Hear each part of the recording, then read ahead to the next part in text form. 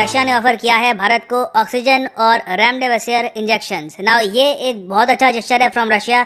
अब मैं यहाँ पे एक बात भी आपको ये बताना चाहूँगा। आप नोटिस करेंगे कि पिछले 10 साल में रशिया ने काफ़ी हेल्प करी है चाइना की, प्रॉपर एक पार्टनरशिप फॉर्ज करी है विद चाइना। पाकिस्तान को वेपन्स बेचे हैं। जब इंडिया चाइना का स्टैंड ऑफ चल रहा था तब काफ़ी हद तक एक न्यूट्रल पोजीशन रखी। तब भी हम देखते हैं कि ज़्यादातर जो इंडियंस हैं वो ओपनली कहते हैं कि वो ज़्यादा ट्रस्ट करते हैं रशिया को कंपेयर टू यूएसए, और इसका एक प्रॉपर रीज़न भी है।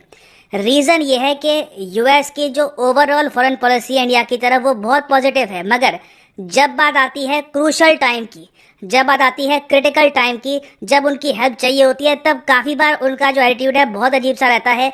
इसलिए इंडिया में जो थिंक टैंक्स है, जो जनरल पब्लिक है, उनका हमेशा एक सस्पेशन रहता है यूएस की तरफ। अब फॉर एग्जांपल आज के समय आप अगर देखो तो भारत में लगातार कोविड-19 के केसेस बढ़ रहे हैं।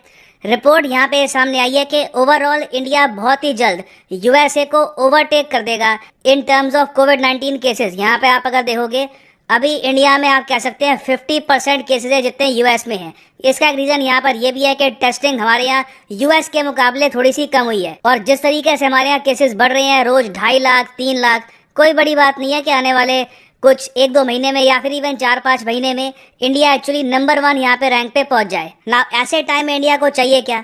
हमें चाहिए प्राइमरली 3 चीज़ें, मेडिसिन, ऑक्सीजन सिलेंडर्स और उसके अलावा वैक्सीन्स। वैक्सीन्स देखो हम खुद मैन्युफैक्चर कर सकते हैं, मगर प्रॉब्लम यहाँ पर यह है कि एक बहुत ही इंपॉर्टेंट रॉ मटेरियल है वो हमको चाहिए यूएस से इंडिया में वैक्सीन मैन्युफैक्चर करने के लिए। हमारे यहाँ भी वो रॉ मटेरियल है, हम उसको प्रोड्यूस करते हैं, मगर यूएस उसका एक बहुत बड़ा प्रोड्यूसर है। तो अगर यूएस वो रॉ मटेरियल हमको एक्सपोर्ट कर देता, हमको बेच देता, तो हम लोग एक्चुअली ज़्यादा वैक्सीन आज के समय बना रहे होते। अब यूएस आज के समय क्या कर रहा है कि जो वो रॉ मटेरियल है उसका एक्सपोर्ट इन्होंने कर दिया है ब्लॉक। किसी भी कंट्री को ये रॉ मटेरियल ये एक्सपोर्ट नहीं कर रहे। अब इसकी वजह से इंडिया की जो वैक्सीन प्रोडक्शन कैपेसिटी है ये काफ़ी हद तक कम हो गई है। इस टॉपिक पर बाय द वे मैंने एक अलग से वीडियो भी बनाई है कि किस तरीके से सीरम इंस्टीट्यूट ऑफ इंडिया और वेरियस और जो कंपनीज हैं इन्होंने लिटरली पर्सनल लेवल पर ट्विटर पे गुहार लगाई थी बाइडेन को कि प्लीज़ आप जो रॉ मटेरियल है वैक्सीन के लिए ये एक्सपोर्ट करने की अनुमति दे दीजिए यूएस कंपनीज को। मगर अभी तक जो बाइडेन ने इस पर कोई कमेंट करी नहीं है।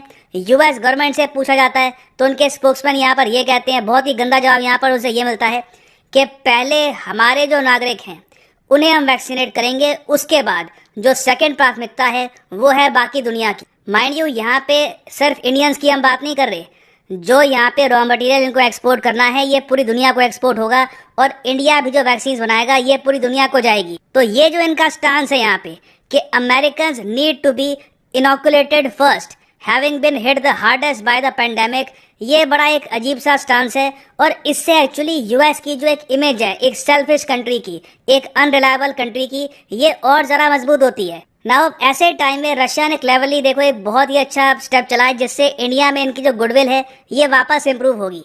इसका मतलब ये कहीं से ये मत समझ लेना कि रशिया वापस हमारा स्ट्रेटेजिक पार्टनर बन गया है, यूएस से बड़ा स्ट्रेटेजिक पार्टनर कौन का सा ओवरराइड हो गया है, नहीं। यूएस आज भी इंडिया के लिए बहुत ही इंपॉर्टेंट पार्टनर है, मगर रशिया यहाँ पर बहुत सारी गुडविल अर्न कर लेगा इंडियन पब्लिक की अपने जेस्चर से। रशिया ने इतने खराब टाइम में यहाँ पे ऑफर किया है ऑक्सीजन, रेमडेसिविर इंजेक्शंस, और मोस्ट प्रॉब्ली जो इसकी शिपमेंट है ये भारत को मिल जाएगी विद इन 15 डेज। और जो ये रेमडेसिविर के इंजेक्शन है कितने प्रोवाइड कर सकते हैं रशिया की तरफ से, देखो रिपोर्ट ये सामने आई है, ये ऑफर कर रहे हैं 3 लाख से लेकर 4 लाख इंजेक्शंस। ये फ्री नहीं होंगे। आज के समय देखो कोविड-19 के युग में फ्री बहुत कम मिल रहा है। अगर आपको कोई बेच भी रहा है तो वो भी बहुत बड़ी बात है। कंट्रीज आज के समय एक्चुअली एक्सपोर्ट को भी ब्लॉक करके बैठी हुई हैं, तो अगर कोई बेच भी रहा है यहाँ पे वो भी अपने आप में उदारता है। तो रशिया यहाँ पे 3 लाख से लेकर 4 लाख इंजेक्शन हर हफ्ते इंडिया को कर सकता है प्रोवाइड, और एक्चुअली जो ये नंबर्स है ये इंक्रीज भी कर सकते हैं। इससे मैं आपको ये बता दूं लाखों इंडियंस की जान बच सकती है, और ये एक बहुत पॉजिटिव स्टेप है बाय रशिया। इसके अलावा ये लोग ये भी कह रहे हैं कि भारत में जो ऑक्सीजन सप्लाई है अभी के लिए देखो हम मान के चल रहे हैं कि भारत में जो ऑक्सीजन की नीड है ये होने वाली है 7,800 मेट्रिक टन। हम लोग अभी जो ऑक्सीजन प्रोड्यूस कर रहे हैं ये है रफली 7,000 मेट्रिक टन के आसपास, और ये भी हम बहुत ही मुश्किल से प्रोड्यूस कर पा रहे हैं। कई हमारी जो कंपनीज हैं टाटा ग्रुप, रिलायंस, कई और कंपनीज हैं, इन्होंने अपनी जो प्रोडक्शन है ये चेंज कर दी है।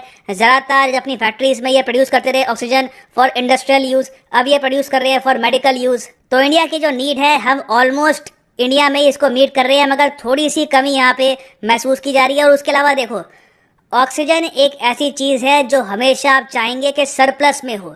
ऑक्सीजन की कमी जिस देश में होगी, या फिर कमी भी सही वर्ड नहीं है, जितनी डिमांड है उतनी सप्लाई होती है अगर, तो ऑक्सीजन सिलेंडर्स की जो ब्लैक मार्केटिंग है वो भी देखी जाएगी, जो इसके प्राइसेस हैं ये भी काफी हद तक बढ़ जाएंगे।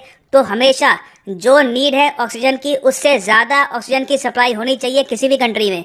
तो इंडिया की कोशिश यहाँ पर यही होगी कि इवेंचुअली 8,000 से लेकर 9,000 मेट्रिक टन हम ऑक्सीजन प्रोड्यूस कर पाएं। तो रशिया यहाँ पे आगे आया है, ये कह रहे हैं कि हम वेरियस तरीके से हेल्प कर सकते हैं, हम सेटअप कर सकते हैं oxygen production plants in India, हम क्रायोजेनिक कंटेनर्स एक्सपोर्ट कर सकते हैं टू इंडिया, जिससे इंडिया में जो भी ऑक्सीजन ये लोग प्रोड्यूस कर रहे हैं इसको आसानी से ये ट्रांसपोर्ट कर पाए। आपको पता होगा हाल ही में टाटा ग्रुप ने डिसाइड किया है कि 24 क्रायोजेनिक कंटेनर्स ये इंपोर्ट करेंगे इंडिया में। तो कंटेनर्स भी बहुत ही इंपॉर्टेंट है, रशिया यहाँ पर भी हेल्प करने को तैयार है। उसके अलावा इन्होंने यहाँ पर ये एक बहुत ही इंपॉर्टेंट बात यही बोली है कि जो इनकी स्पुतनिक वी वैक्सीन है ये भी बहुत जल्द ये इंडिया को कर देंगे एक्सपोर्ट। हालांकि थोड़ा सा भी टाइम लगेगा, बात चल रही है कि मोस्ट प्रोबेबली मई 2021 के अंत में इंडिया को मिल पाएगी रशिया की स्पुतनिक वी कोविड-19 वैक्सीन। मगर आप अगर कंपेयर करोगे इसको यूएस वैक्सीन से, अब यहाँ पे आप पूछेंगे कितनी अजीब बात है, हाल ही में क्वाड का समिट हुआ था, वहां पे बात चल रही थी कि यूएस एक्चुअली लोन देगा इंडियन कंपनीज को, हम यहाँ पर बनाएंगे वैक्सीन, जॉनसन एंड जॉनसन की वैक्सीन बननी थी, उस सब का क्या हुआ? देखिए वो प्लान अपनी जगह अभी भी बना हुआ है, मगर थोड़ा सा लेट होगा। जो जॉनसन एंड जॉनसन की वैक्सीन हैं ये एक्चुअली इंडिया में पहले इंपोर्ट होगी थोड़ी सी जुलाई के आसपास, फिर जुलाई के बाद ये इंडिया में मैन्युफैक्चर होनी भी स्टार्ट हो जाएगी। तो इंडिया यूएस मिलके काम करेंगे। आसानी अगर इससे टूट चुकी है कि आपने हमारी हेल्प नहीं करी, मगर डेफिनेटली इंडियंस याद रखेंगे ये बात कि जब हमको सबसे ज्यादा नीड थी रॉ मटेरियल्स की, ऑक्सीजन की, जो बाइडेन की तरफ से एक स्टेटमेंट नहीं आई है। आई एम श्योर अगर डोनाल्ड ट्रंप यहाँ पे यूएस के प्रेसिडेंट होते तो डेफिनेटली वो एटलीस्ट एक स्टेटमेंट देते कि हम समझते हैं इंडिया की नीड्स को, मगर हम भी यहाँ पे प्रॉब्लम में हैं, हम कोशिश करेंगे कि जल्द से जल्द आपकी हेल्प करें। एक सिंपैथेटिक, एक कंपैशनेट एक स्टेटमेंट देना। जो बाइडेन की तरफ से ऐसी कोई स्टेटमेंट आई नहीं है, ना उनके डिपार्टमेंट ने कुछ बोला है, और ये एक्चुअली बहुत ही खराब फॉरेन पॉलिसी है। आप अगर बाकी कंट्रीज को देखो तो इवन चाइना ने भी यहाँ पर ये कहा है कि हम इंडिया की हेल्प करने को तैयार है। हालांकि मोस्ट प्रोबेबली वो एक्चुअली में हेल्प करेंगे नहीं, क्योंकि रिलेशंस काफ़ी ख़राब है। मगर चाइना के अलावा आप अगर देखें तो यूरोपियन यूनियन ने बढ़ चढ़ के यहाँ पर ये कहा है कि हम एक्सप्रेस करते हैं solidarity with the Indian people, और कोई भी आपको नीड चाहिए, इस वक्त आपको ऑक्सीजन में हेल्प चाहिए, किसी और डिपार्टमेंट में हेल्प चाहिए, तो हम यहाँ पे आपकी हेल्प करेंगे। और एक्चुअली इंडिया बहुत ही जल्द ऑक्सीजन जनरेशन प्लांट्स का जो इक्विपमेंट है ये डायरेक्टली इंपोर्ट करेगा फ्रॉम जर्मनी। ये भी हो सकता है कि इसको सीधा हम एयरलिफ्ट कर ले। ऑलरेडी अगर हम देखें तो एयरफोर्स का हम बहुत यूज़ कर रहे हैं भारत में एयरलिफ्ट करने के लिए कंटेनर्स को और क्रायोजेनिक सिलेंडर्स को। तो बहुत ही जल्द ऑक्सीजन जनरेशन प्लांट्स और कंटेनर्स ये आने वाले हैं फ्रॉम जर्मनी। इससे मेरा मानना है कि काफ़ी आसान हो जाएगा इंडिया में ऑक्सीजन प्रोड्यूस करना। ये भी पॉसिबिलिटी है एक्चुअली कि इंडिया इस ऑक्सीजन वाले एपिसोड से इतना सीखे कि इंडिया एक्चुअली आने वाले कुछ महीनों में इतना ऑक्सीजन प्रोड्यूस करे कि हम एक टाइम पे एक्सपोर्ट कर रहे हो ऑक्सीजन साउथ एशिया की बाकी कंट्रीज को। It can very much happen. Now Germany यहाँ पे हेल्प कर रहा है, ऑब्वियस सी बात है, फ्रांस यहाँ पे पीछे नहीं रहेगा। और यहाँ पे आप देखिए इमैनुअल मैक्रोन ने कितनी एक कंपैशनेट स्टेटमेंट दी है इंडियन पब्लिक को। ये यहाँ पर कह रहे हैं, इमैनुअल मैक्रोन की एक स्टेटमेंट है, I want to send a message of solidarity to the Indian people facing a resurgence of COVID-19 cases. France is with you in this struggle which spares no one. We stand ready to provide our support. और most probably France से भी आप देखेंगे कि in the future oxygen या फिर और type की जो हेल्प है ये इंडिया रिसीव करेगा।